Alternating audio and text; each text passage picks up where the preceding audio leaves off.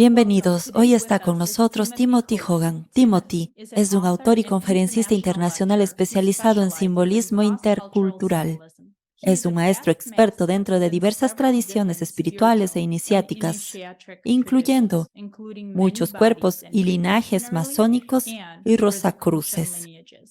Es el actual gran maestro de la Orden del Templo de los Sagrados Iniciados y dirige la Colegiata Templaria. Es autor de 8 libros y numerosas publicaciones periódicas.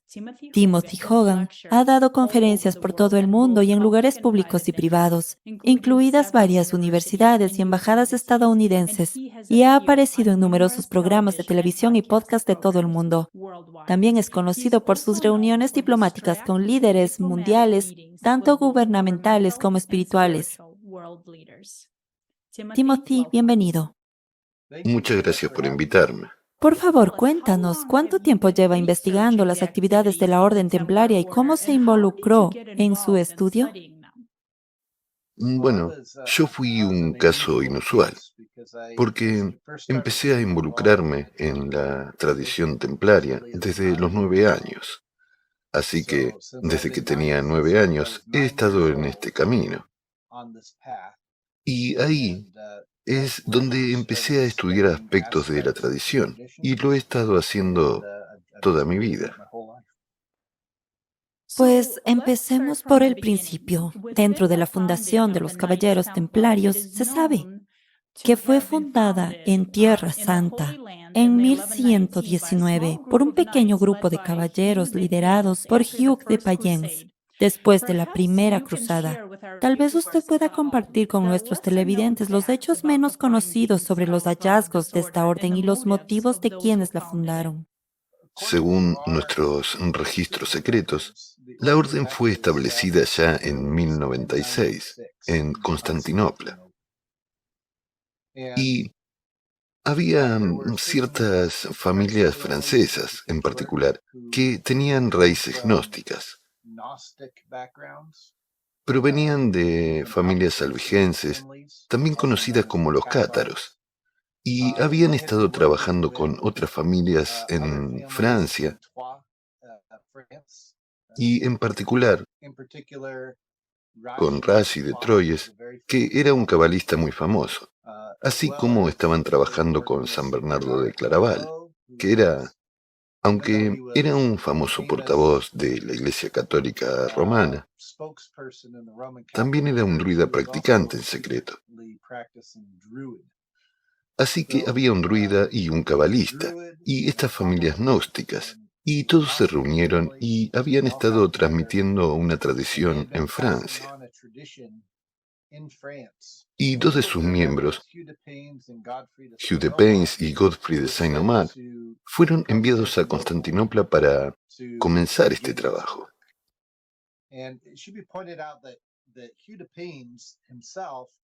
Y hay que señalar que el propio Hugh de Payens provenía de un entorno islámico morisco, que practicaba el misticismo islámico. Hoy lo llamaríamos sufismo, pero entonces no se conocía como tal. Era solo una práctica mística morisca. Él había tomado esto, lo que había recibido tanto de su línea familiar como del encuentro con estos albigenses y estos otros líderes como Rashi de Troyes y San Bernardo de Claraval. Y fue a Constantinopla, y según nuestros registros, se reunió con un erudito muy famoso, llamado Michael Psilos, que había pertenecido a una orden que era conocida como los Hermanos de Oriente. Y esta orden era una orden pitagónica que había venido de Grecia y se había establecido en Constantinopla. Y ellos iniciaron a Hugh de Payens y Godfrey de Saint-Omer y les dieron la misión específica de ir a la Tierra Santa y otros lugares para buscar artefactos, tanto de una civilización avanzada, anterior, que se creía que había existido, una civilización prediluviana, y también para encontrar textos sagrados y textos religiosos sagrados, que ahora los llamaríamos textos apócrifos o textos gnósticos. Pero no eran la doctrina estándar que estaba siendo enseñada por la Iglesia, y en su mayoría habían sido escondidos en Tierra Santa, en diferentes lugares. Algunos de estos textos eran de naturaleza cabalística, y el temor era que en 1095 la cruzada había comenzado, y se temía que los cruzados iban a capturar todo este material y dárselo a la Iglesia romana, y hacerlo desaparecer. Así que la Orden de los Templarios fue fundada para tratar de encontrar el material primero, para que pudiera ser preservado, y para que algunos de estos textos pudieran ser entregados a las personas adecuadas para traducirlos y hacerlos públicos. Se creía a través de todos estos esfuerzos que, en última instancia, esto conduciría al renacimiento de Europa, que es, de hecho, lo que sucedió. Muy interesante escuchar acerca de su historia. Ahora, ¿cuáles eran las principales metas y objetivos de la Orden Templaria? Los objetivos principales eran buscar, en primer lugar, era buscar otras tradiciones que estuvieran preservando el conocimiento sagrado, que había sido heredado del mundo antiguo. Y luego, el segundo objetivo era encontrar cualquier tecnología que se hubiera conservado del mundo antiguo. Se creía que había alguna tecnología muy avanzada que había sobrevivido y se había conservado en diferentes áreas. Así que se suponía que los templarios debían encontrar esto. Ahora bien, ¿cómo influyeron los templarios en los procesos políticos de su época? Bueno, los templarios, mucha gente los hace ver como si fueran solo cruzados, pero en realidad ellos tenían estrechas relaciones con los musulmanes, que ya vivían en Tierra Santa. De hecho, tuvieron que establecer buenas relaciones con diferentes comunidades musulmanas en Tierra Santa, incluso para desembarcar así sus barcos y asociarse con ellos. Y según otros registros, incluso Salah ad-Din, que era el jefe de los ejércitos islámicos, había sido iniciado en la Orden Templaria en un momento dado. Así que mucho de lo que estaban haciendo es que estaban tratando de, en primer lugar, estaban tratando de proteger lo sagrado, independientemente de su fuente. Así que protegieron el derecho islámico al culto, protegieron el derecho del culto de los cristianos, protegieron el derecho de culto de los judíos en Tierra Santa, así como de otras sectas más oscuras, como los Tawhid Muhammad, también conocidos como drusos y sabios. Todos estos eran grupos que residían en Tierra Santa y que consideraban esa zona sagrada. Y así los templarios establecieron estrechas relaciones con todos estos grupos y protegieron su derecho al culto, lo que les trajo problemas en muchas ocasiones, en realidad con la Iglesia romana, que solo quería imponer su propia agenda en todo. Dado que la orden estaba orientada espiritualmente, los caballeros se adhirieron a una doctrina y camino espiritual particular. Por favor, ¿podría explicar con más detalle las enseñanzas que constituían la base de las prácticas espirituales de la orden y la visión espiritual del mundo de sus miembros? Seguro. Bueno, inicialmente, quiero decir, venían de familias cristianas, pero, de nuevo, como mencioné, venían de familias gnósticas cristianas. Y esto es realmente importante de señalar. Los gnósticos derivan su nombre de gnosis, que significa conocimiento divino experimental. Y se creía que cualquier persona, de cualquier origen, de cualquier... no importaba si eras hombre o mujer, cualquiera podía alcanzar esta conexión con lo divino. En las tradiciones orientales se refieren a ella como la iluminación, pero en las tradiciones occidentales se referían a ella como gnosis. Así que venían de estas familias gnósticas y a pesar de que habían recibido el patrocinio de la Iglesia Católica Romana. Así que tenían que fingir ser católicos de alguna manera. En su orden interno estaban practicando secretamente el gnosticismo. Y porque ellos creían que cualquiera, a través de sus propios esfuerzos, podía alcanzar esta gnosis. También creían que no necesitaba un sacerdote para llegar al cielo. Y esto era un mal negocio para la Iglesia romana. Así que tuvieron que mantenerlo en secreto. Y también creían que las mujeres podían ser sacerdotes. Claro, en el 1100, pero en el mundo moderno sigue siendo un problema por alguna razón. Pero los gnósticos nunca tuvieron problemas. Siempre tuvieron mujeres líderes y celebraban la divinidad femenina. Bueno, lo primero que los templarios debían hacer era tomar 3 votos de pobreza, obediencia y castidad. En el caso de la pobreza, se trataba de aflojar el apego a los bienes materiales y orientar los bienes materiales al servicio de algo más grande, para el bien de la sociedad. Este era el significado del voto de pobreza.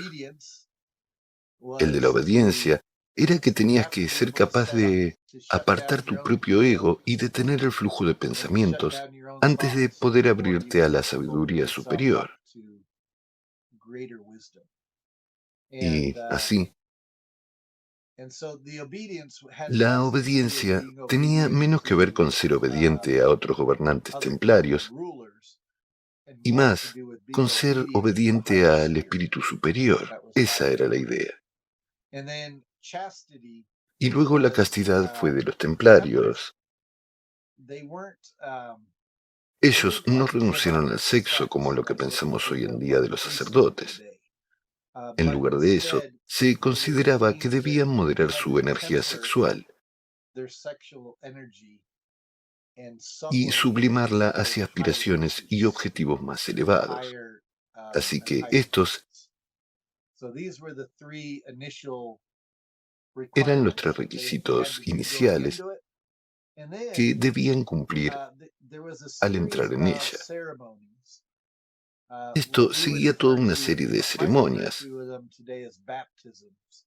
Podríamos referirnos a ellas hoy como bautismos, como un bautismo por agua, un bautismo por aire y luego un bautismo por fuego, que fueron ilustrados en las ceremonias que representaban estas etapas del despertar. En ese momento ya no temían a la muerte, porque sabían que había una parte de ellos, una parte de su conciencia, que permanecía después de la muerte del cuerpo físico. Y así, sin importar lo que sucediera al cuerpo físico, continuarían viviendo. Así que ya no tenían miedo a la muerte. Esto es lo que les permitió realizar muchas hazañas en Tierra Santa y en Europa. No tenían miedo de ser atacados por la gente. No temían desafiar al sistema e intentar crear nuevas leyes que fueran más justas para el pueblo. Estaban muy preocupados por crear libertad y derechos dados por Dios para todos, porque creían que todos tenían la chispa de Dios dentro de ellos. Y, por lo tanto, esa semilla dentro de cada uno solo necesitaba crecer un poco. Así que su trabajo consistía en regarla y ayudarla a crecer. Y se creía que si todo el mundo hacía eso y si eran capaces de fomentar esto con libertad, se construiría una civilización más armoniosa, donde las artes y las ciencias podrían prosperar y la gente sería capaz de lograr grandes cosas, que, por supuesto, es lo que ha sucedido. Es increíble. Esto es lo que necesitamos hoy también. Eso sería maravilloso. Y ya sabes, hablemos un poco sobre los templos. Por ejemplo, hemos descubierto que algunos de los templos donde se sometían a la iniciación tenían forma ovalada. Ahora bien, ¿conoce usted tales templos y sus características físicas y por qué adoptaron la forma ovalada? Sí, ese era uno de los sellos distintivos de los templarios. Todos sus templos eran redondos u ovalados, porque representaban simbólicamente en la geometría sagrada y en la arquitectura sagrada, el cuadrado representaba lo físico, mientras que el círculo representaba lo espiritual, porque no tenía principio ni fin. Y entonces la esperanza era que al crear estas iglesias redondas, se estaba atrayendo la conciencia más hacia lo espiritual, y era una manera de aprovechar la energía de forma más eficaz. Así que eso les ayudó con sus ceremonias que estaban haciendo dentro de los templos. Gracias. Y ahora hablemos un poco sobre el Santo Grial. Creo que se sabe que los templarios lograron encontrar y, ya sabes, desentrañar el Santo Grial. ¿Cómo fue? ¿Cómo fue descubierto y por quién? ¿Y qué oportunidades y poderes dio a los templarios? Bueno, el Grial, en primer lugar, representa simbólicamente el punto de encuentro entre la conciencia individual y la conciencia del Creador. Así que es ese punto de encuentro donde ya no soy solo Timothy Hogan, sino más bien mi conciencia que está entrando en ese espacio más universal que asociamos con el Creador o con la fuente. Así que ese punto de encuentro es lo que representa el Grial. Pero se creía que había varias maneras de llegar a ese punto.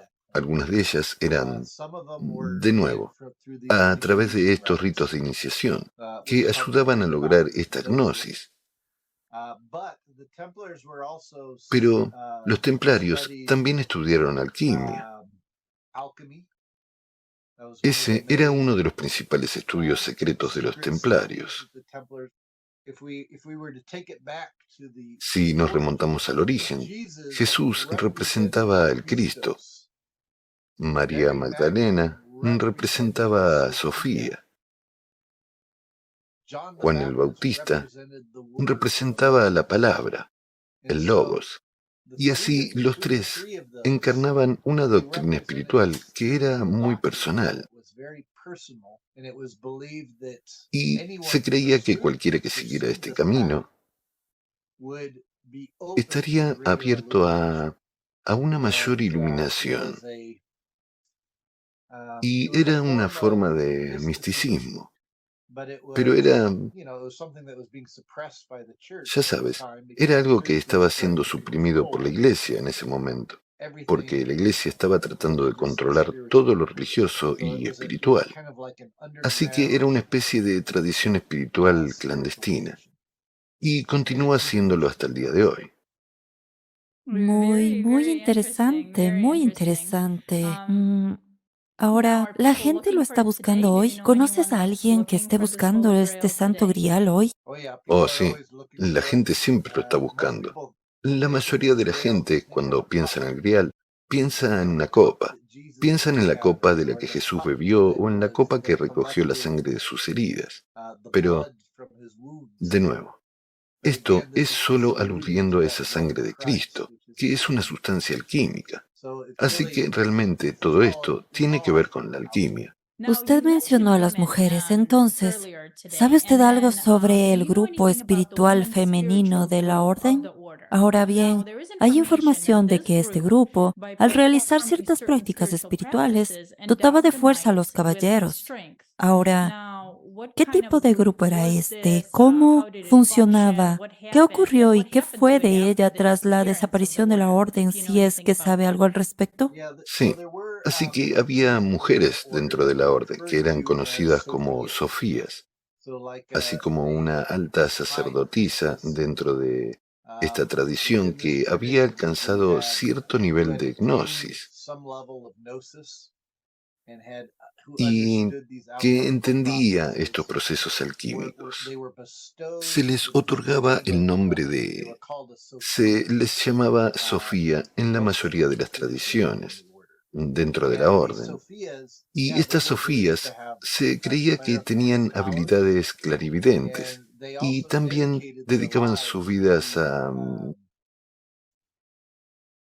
ya sabes, ser recipientes espirituales para transmitir el conocimiento sagrado y transmitir ciertos poderes durante las ceremonias de iniciación.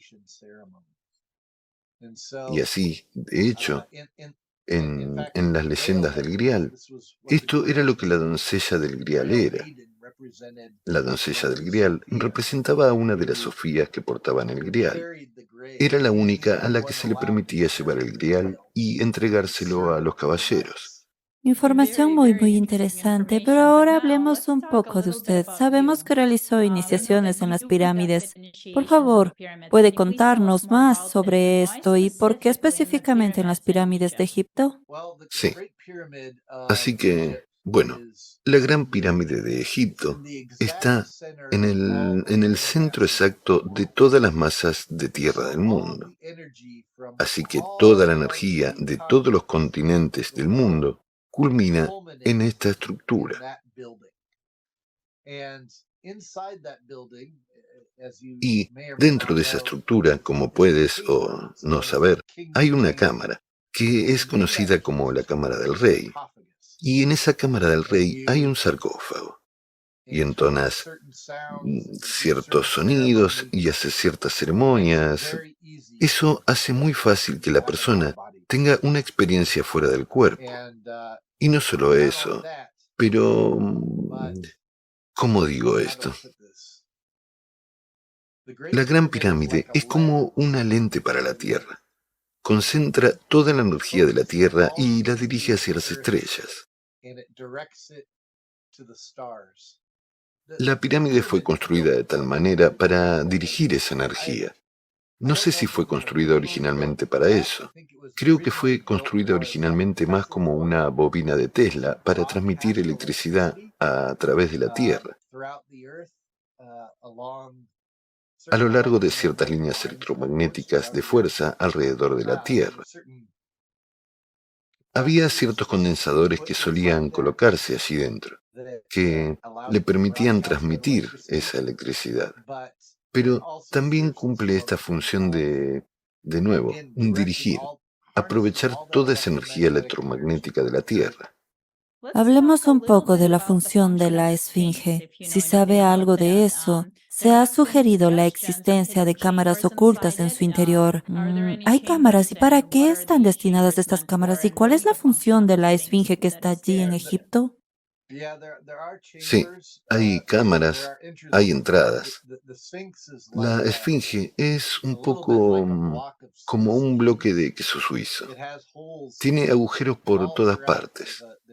Hay un agujero en la cabeza, hay un agujero en la espalda, hay un agujero en la parte de atrás, hay un agujero en el costado y hay otro al frente, junto a las patas.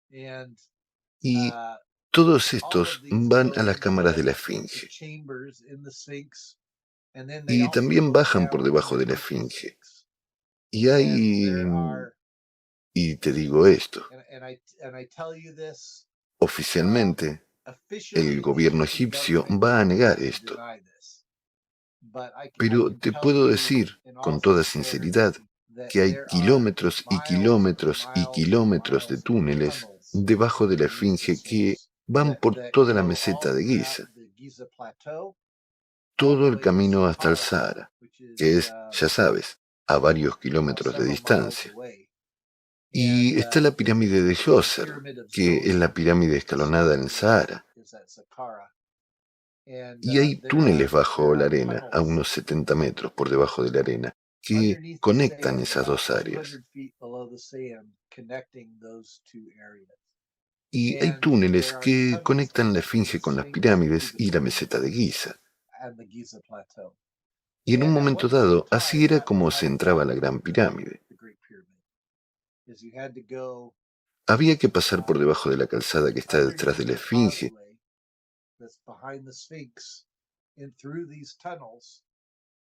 y a través de estos túneles para llegar a la Gran Pirámide. Se entraba en realidad subiendo a través de lo que se conoce como la gruta, que es una especie de sótano de la Gran Pirámide. Hay una puerta secreta que te permite subir por ahí. Así que todos estos fueron diseñados para despertar diferentes aspectos de la conciencia humana. Sí, pero había que llegar a través de un pasadizo subterráneo. Y ese pasadizo subterráneo todavía existe, pero se ha destruido en los últimos años. Así que no se puede. Hay zonas desde donde se puede empezar a bajar allí, a lo largo de la meseta de Giza, incluida la zona llamada el Pozo de Osiris, que está a medio camino entre la Esfinge y la Gran Pirámide. Esa es otra manera de llegar a esa zona. Ahora está todo inundado, pero hay esos túneles y los templarios solían utilizarlos para entrar en la Gran Pirámide, así como otras personas. Por eso se encuentran inscripciones griegas y romanas en la Gran Pirámide. Y son de gente que había entrado en ella a través de ese pasadizo subterráneo. ¿Por qué es tan secreto? ¿Qué hay ahí que es tan secreto que hoy no se habla de ello? Bueno, según la tradición, hay una sala de los registros debajo de ese pasaje entre la Esfinge y la Gran Pirámide.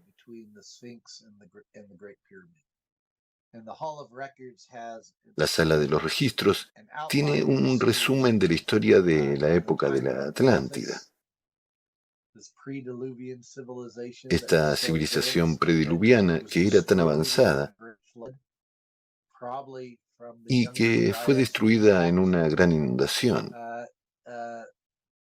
probablemente en el escenario de impacto del Younger Dryas. Pero ahí está la evidencia de la tecnología de la Atlántida. Si quieres ver un ejemplo de eso, en otro lugar que todavía está en túneles, pero no bajo la meseta de Giza, sino en el Sahara. Si vas a un área conocida como el Serapeum, es un área subterránea donde se encontraron estas cajas gigantes, de granito que pesan 100 toneladas o más cada una.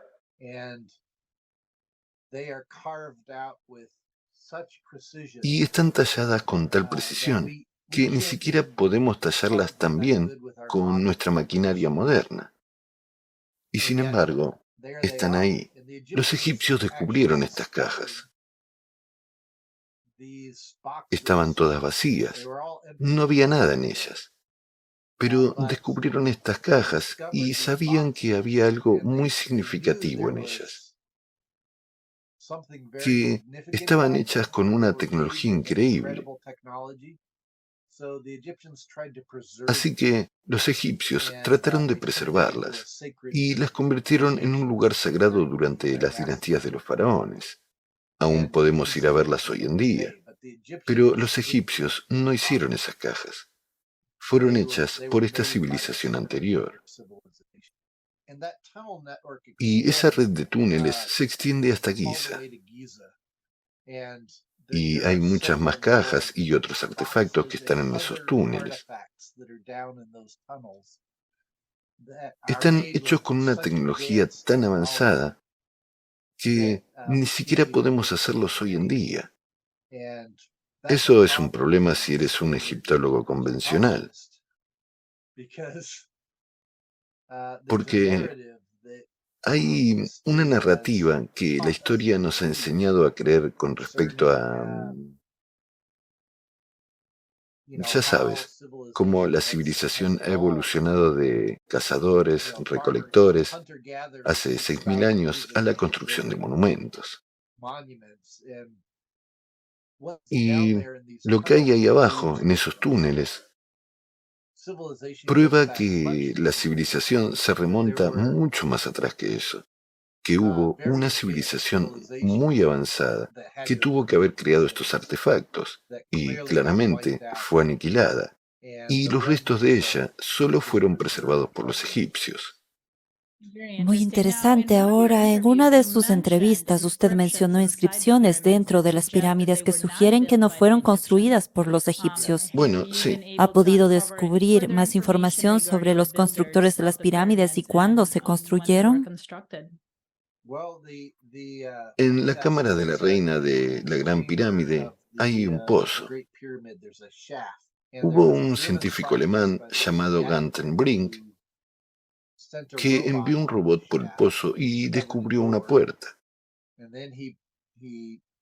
Luego ajustó una cámara de fibra óptica en el robot y perforó un agujero en la puerta y puso la cámara de fibra óptica a través del agujero para mirar más arriba del pozo. Y lo que descubrió fue otra puerta. Esto fue revelado al público. Todo el mundo lo sabe. Pero lo que no se reveló fue lo que luego tomó esa cámara de fibra óptica y observó la parte posterior de la puerta. Y en la parte posterior de ella había una escritura. Esta escritura no es egipcia. Bueno, sabemos que esta puerta fue puesta en la Gran Pirámide cuando la pirámide fue construida. Así que, si esa escritura no es egipcia, entonces eso significa que los constructores de la pirámide probablemente no eran egipcios. No eran egipcios. No sabemos qué es esa escritura. He examinado esa escritura, me llevaron allí en 2011, específicamente para ver si podía determinar de dónde venía.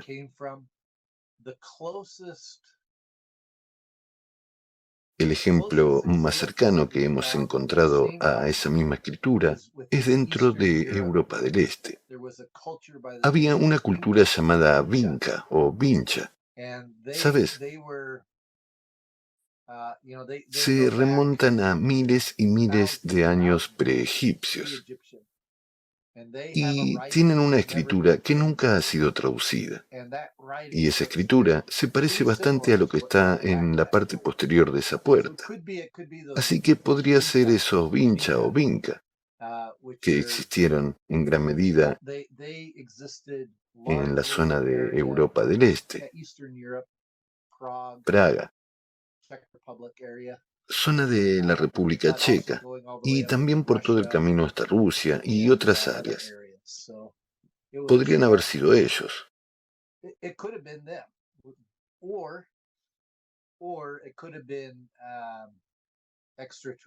O podrían haber sido extraterrestres. O alguna otra civilización que dejó la misma escritura en ambos lugares.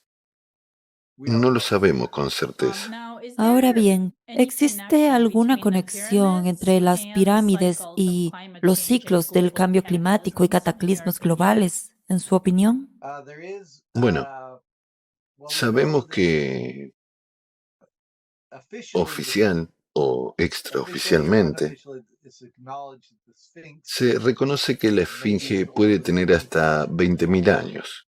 Algunos incluso lo han puesto más allá de eso, 100.000 años de antigüedad. Y esto es debido al hecho de que hay rastros de erosión por el agua en ella. Robert Schoch confirmó esto.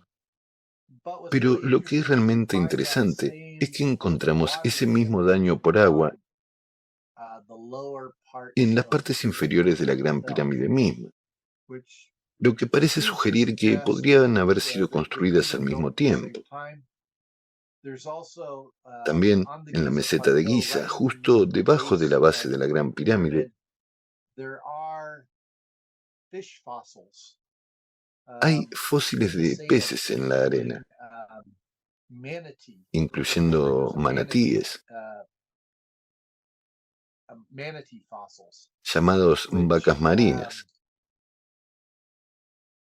lo que sugiere fuertemente que toda esa zona estuvo bajo el agua en algún momento. Y eso podría relacionarse con los ciclos del cambio climático. Si la esfinge estaba alrededor durante el Younger Dryas, que es cuando todas estas inundaciones se produjeron en todo el mundo, fue entonces cuando se formó el mar Mediterráneo. Fue entonces cuando se formó el Canal de la Mancha por el deshielo de todos los glaciares durante ese tiempo. Y Egipto era entonces muy exuberante y verde. Era una selva, no era un desierto como lo vemos ahora.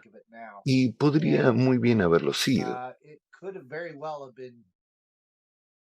Probablemente se habría inundado extensamente durante ese tiempo. Y esto lo explicaría. También esto implicaría que la pirámide fue construida y el complejo de Giza fue construido antes de eso. Y de hecho hay incluso algunos estudios que sugieren que toda la meseta de Giza fue originalmente trazada hace 36.000 años. Y este periodo es probablemente cuando se construyeron y que existieron este tipo de ciclos repetidos. Y la otra razón por la que creemos esto es debido a la forma en que se alinean con las constelaciones de estrellas. Hay ciertas constelaciones estelares con las que todas las estructuras de la meseta de Giza se alinean.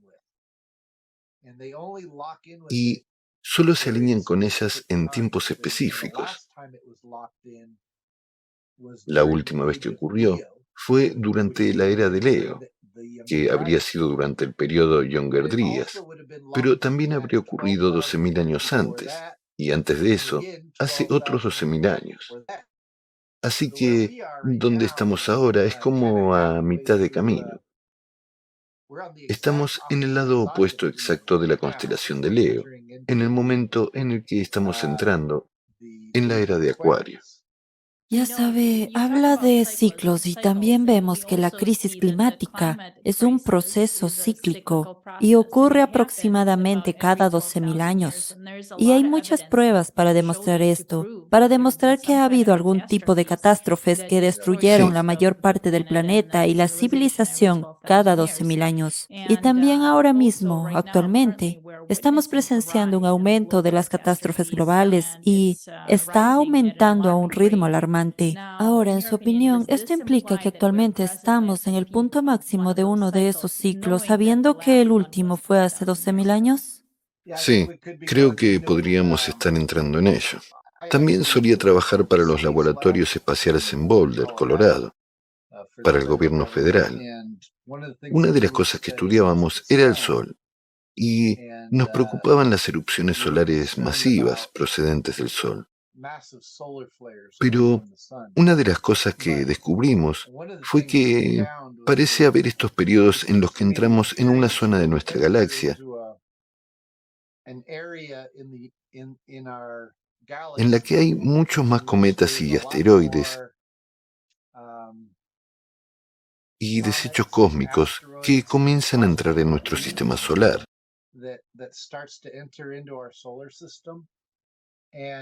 Y como parte de eso es absorbido por el Sol, hace que el Sol también produzca más erupciones solares. Así que tenemos un doble problema cuando eso sucede.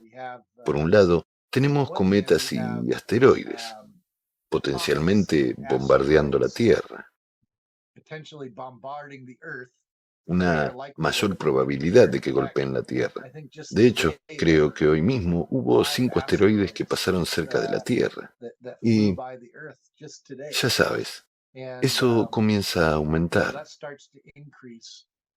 Pero también empiezan a aumentar las erupciones solares. Y el problema es que si, por ejemplo, un cometa se rompiera y cayera sobre la Tierra, causaría una enorme destrucción.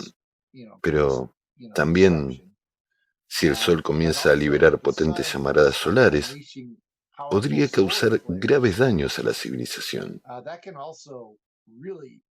porque podría eliminar todo el sistema energético de la Tierra. Por ejemplo, una erupción solar lo suficientemente grande como el evento Carrington que ocurrió en la década de 1800. Si eso ocurriera hoy en día, acabaría con todos nuestros ordenadores, todos nuestros teléfonos móviles, todos nuestros coches, todas las bombas que bombean agua y las llevan a distintos lugares, todo. Toda nuestra red eléctrica sería aniquilada. Y solo eso. Según estimaciones, en 2 meses, el 80% de la población podría ser aniquilada solo por eso. Así que, por un lado, tienes lo que puede destruir la civilización debido a la falta de electricidad. Pero cuando tienes algo como restos de cometas o asteroides golpeando la Tierra, en estos momentos puede acabar con todo. Y, y puede causar cambios extremos de temperatura. Y sabemos lo que está pasando aquí en la Tierra. Vemos que las temperaturas aumentan en la Tierra, pero también vemos que las temperaturas aumentan en lugares como Marte, lo que significa que algo más está sucediendo dentro de nuestro sistema solar, más allá de lo que los humanos están causando. Hay algo más que está sucediendo en este momento, y podría terminar derritiendo aún más hielo, lo que puede conducir a más inundaciones, y muchas ciudades costeras podrían estar en serios problemas en los próximos años. Sabe, ha mencionado varios puntos interesantes.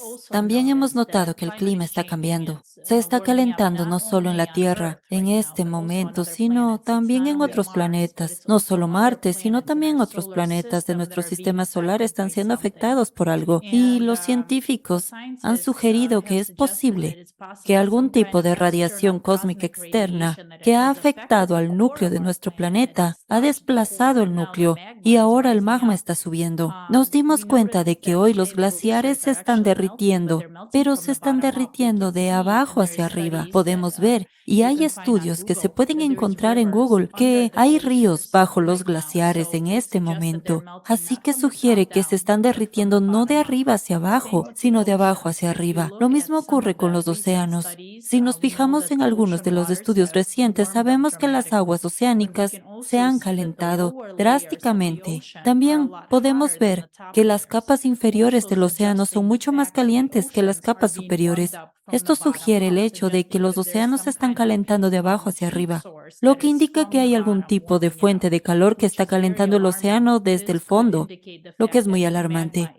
Esto podría indicar el hecho de que el magma está subiendo y posiblemente calentando los glaciares que se están derritiendo y los océanos que están subiendo. Así que lo vemos como un aspecto muy preocupante. También lo vemos alarmante,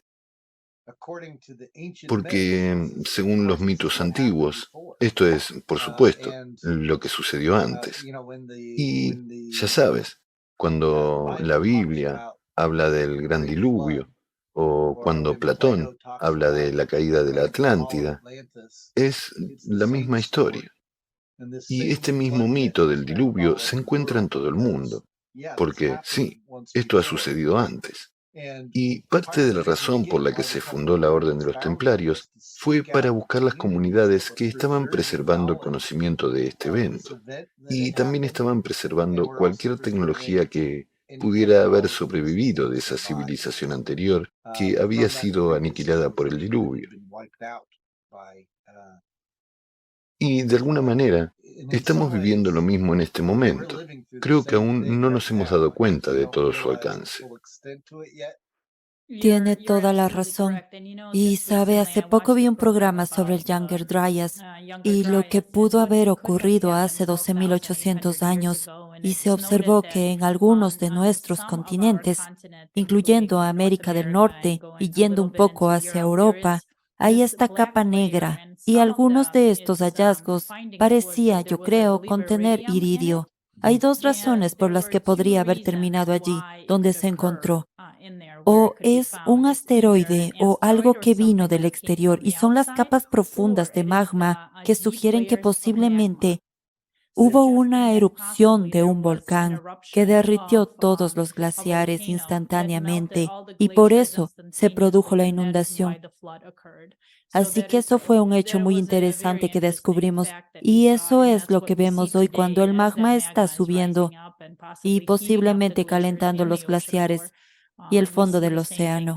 Vemos lo mismo que ocurrió hace 12.000 años. Ahora, pasemos a hablar un poco sobre la Atlántida, incluyendo su nivel de avances tecnológicos y espirituales alcanzados por esa sociedad en ese momento.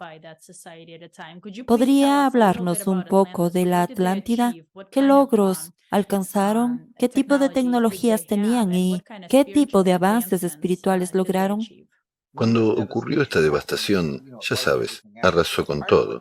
Pero parte de lo que construyeron, lo que habían establecido, era una serie de estructuras megalíticas en todo el mundo que estaban hechas de granito, porque el granito en particular es muy interesante.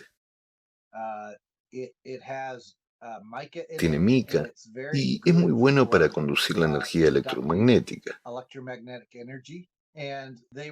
Y estas estructuras fueron construidas en una red mundial. Así, estas ruinas megalíticas fueron construidas en puntos claves alrededor del planeta y podrían aprovechar y transmitir esta energía electromagnética por todo el planeta para que todo el mundo pudiera utilizarla. Y de hecho, incluso creemos que los condensadores que utilizaron fueron como el arca de la alianza que se encuentra en la Biblia. Así que el arca de la alianza que se encuentra en la Biblia es esta caja que nadie podía tocar, porque si la tocabas, morías. Eso es porque llevaba esta corriente eléctrica, esta corriente electrostática. Y cuando estas cajas se colocaran dentro de alguna de estas estructuras de granito, comenzarían a acumular electricidad electrostática durante un periodo de días. Luego, simplemente la electricidad acumulada la emitían desde esa área a lo largo de estas líneas de fuerza. Y eso es lo que todo el mundo está usando para darle energía a todo. También podían usarlo para crear botellas de energía en la ionosfera, lo que afectaría cómo se movían los patrones climáticos por el planeta.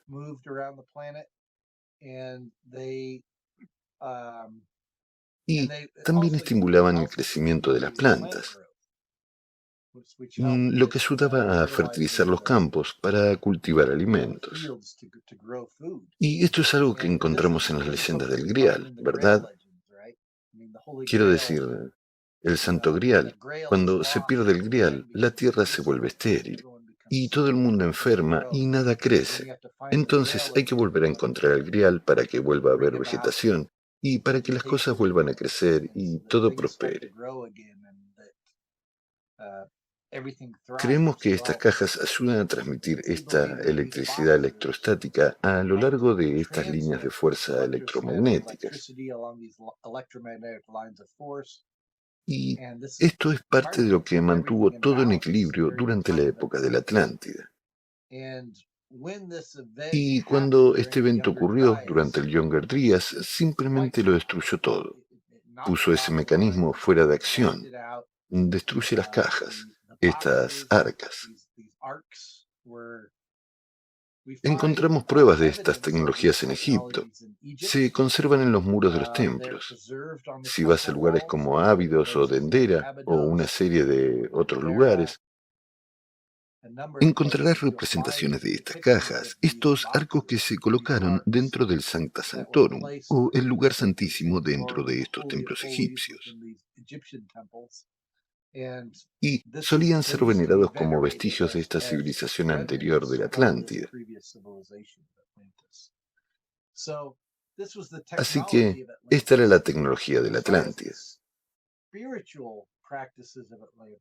En cuanto a las prácticas espirituales de la Atlántida, creemos que los atlantes eran lo que hoy llamaríamos gnósticos.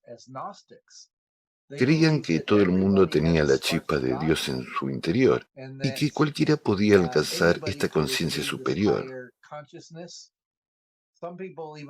Algunas personas incluso creen que crearon tecnologías que actuaban como interfaces de tecnología de la conciencia para que pudieran trabajar en conjunto, de manera muy similar a lo que estamos empezando a tratar de hacer con la programación predictiva y la inteligencia artificial, y cosas de esta naturaleza. Y lo que algunas personas creen que está sucediendo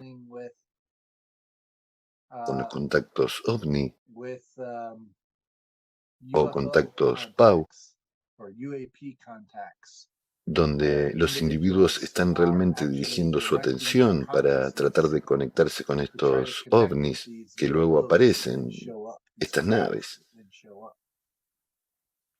Creemos que los atlantes estaban aprovechando todo eso, estaban utilizando todo eso, y elementos de su tradición se han conservado en el mundo antiguo. Wow, todo está interconectado. Eso es muy interesante. Ahora bien, ¿qué lecciones puede aprender la humanidad moderna de la experiencia de civilizaciones anteriores para evitar repetir su destino, como la destrucción?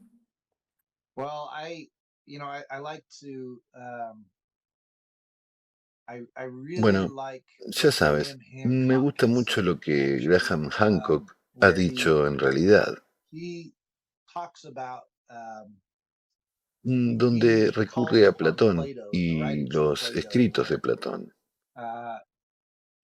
donde Platón dice básicamente que los atlantes se habían vuelto codiciosos, se habían vuelto egocéntricos, ya no estaban viviendo dentro del orden natural de las cosas, y su egoísmo es parte de lo que condujo a su caída. Y creo que nos encontramos en una situación similar. Por un lado, ahora estamos conectados como una comunidad mundial. El mero hecho de que yo esté hablando contigo a través de un dispositivo y tú estés en una parte totalmente diferente del mundo, quiere decir, este es el tipo de tecnología que los antiguos mitos describen que también tenían los atlantes. Eran una comunidad mundial, pero se habían vuelto egoístas y ensimismados. Ya no seguían el orden natural de las cosas. Y su egoísmo es lo que realmente les llevó a ignorar lo que realmente estaba ocurriendo. Y eso les llevó a su caída. Y creo que lo mismo está sucediendo con nosotros. Quiero decir, estamos en un evento de extinción masiva en este momento que estamos viviendo. Y estamos tan atrapados en nuestras redes sociales que la mayor parte del tiempo, ya sabes, en términos de la mayoría de la gente, están atrapados en sus redes sociales o están tan ensimismados que ni siquiera son conscientes de ello. Son muy pocos, como los que ven este programa, los que quieren abrir sus mentes a lo que está sucediendo y a la verdad de la historia real. Y necesitamos más gente así si queremos sobrevivir, porque si no nos damos cuenta de lo que realmente ocurre a nuestro alrededor, nos consumirá. El universo es un lugar peligroso. Tiene toda la razón. Creo que, como ha dicho, lo que ocurrió en la Atlántida lo vemos también hoy en día. Y en su opinión, ¿qué pasos deberíamos dar para construir una sociedad en la que la vida humana prime sobre el dinero y el poder, lo que llamamos la sociedad creativa? ¿Y cómo podemos lograrlo en el menor tiempo posible, dados los crecientes desafíos que plantea la crisis climática? Desde una perspectiva templaria, este planeta fue creado para ser un Edén, con todos los animales en él, y se nos dio la responsabilidad de vigilarlo y mantenerlo en armonía. Y estamos fallando en eso ahora mismo. Por lo tanto, así que mientras sigamos ignorándolo, nos llevará a la ruina y nos destruirá, como ocurrió en épocas pasadas. Somos lo suficientemente ingeniosos como humanos para ser capaces de sobrevivir a ella, al igual que lo hemos hecho en cataclismos anteriores. Gracias. Muchas gracias, Tim. Sabe, ha mencionado tantos buenos puntos hoy y también podemos ver muchos de los participantes de la sociedad creativa de hoy pueden ver que estamos entrando en uno de estos ciclos climáticos y que nuestra destrucción, la destrucción del planeta está cerca. Y para que podamos sobrevivir necesitamos unirnos todos. Necesitamos unirnos. Primero tenemos que unirnos como seres humanos y devolver la humanidad a la sociedad. Tenemos que recordar que la vida humana debe ser el valor más elevado y tenemos que cambiar ese formato a lo que llamamos la sociedad creativa, en la que la vida humana es el valor más importante de la sociedad. Y también en este formato seremos capaces de unir el potencial científico, en el que los científicos de todo el mundo pueden unirse y sentarse alrededor de una mesa y realmente entender y darse cuenta de lo que está afectando a nuestro planeta, por qué está cambiando el clima y cómo podemos superarlo, porque hoy comprendemos que un país solo no es capaz de hacerlo. Y con todas las demás agendas, hablamos del CO2. Obviamente el clima también está cambiando en otros planetas, así que es comprensible que no sea la causa principal del cambio climático. No es un factor antropogénico per se y tenemos que llegar a este entendimiento. Tenemos que pasar a la acción. ¿Podría decirnos, por favor, algunas palabras de aliento y cuál es su opinión sobre la necesidad de unificación de los pueblos hoy en día? Bueno, ya sabes, voy a decir, en la moneda estadounidense, en el reverso de la moneda estadounidense, está el gran sello de los Estados Unidos, que tiene esa pirámide en él. Y una de las cosas que dice en ella, en el gran sello de los Estados Unidos, es E pluribus unum, que significa de uno muchos. Y lo que realmente está diciendo es que todos somos uno. ¿Sabes? Detrás de mí está la bandera templaria y tiene la cruz templaria en ella, que es una cruz equilátera. La razón por la que tenemos una cruz de brazos iguales es porque el brazo vertical representa el ascenso espiritual y el brazo horizontal representa lo físico.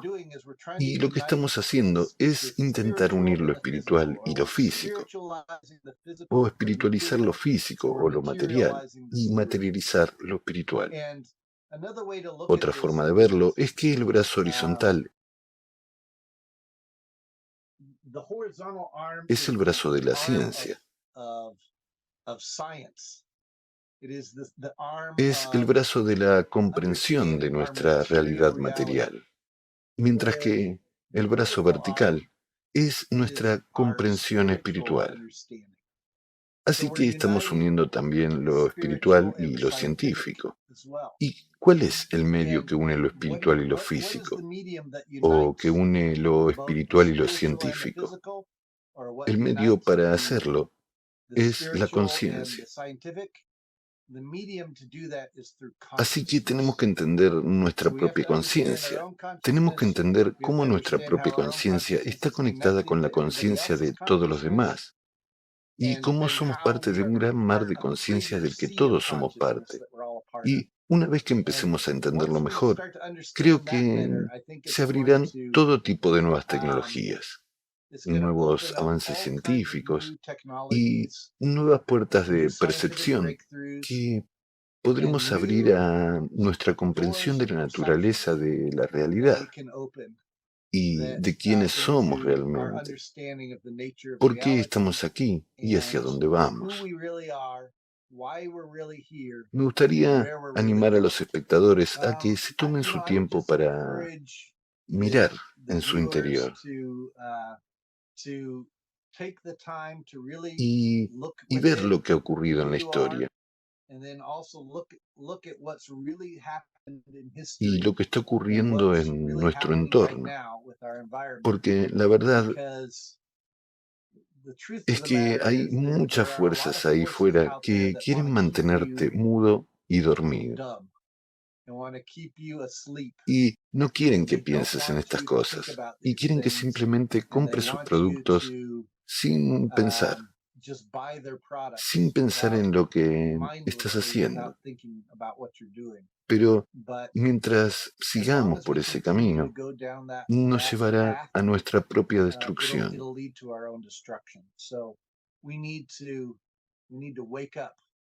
Así que tenemos que despertar, primero individualmente y luego colectivamente. Y creo que podemos hacerlo, pero va a costar darnos cuenta que lo mucho que nos han enseñado y que lo mucho que nos han adoctrinado no tiene sentido. Gracias, muchas gracias por estar con nosotros hoy. Lo apreciamos mucho, Tim. Muchas gracias, Olga.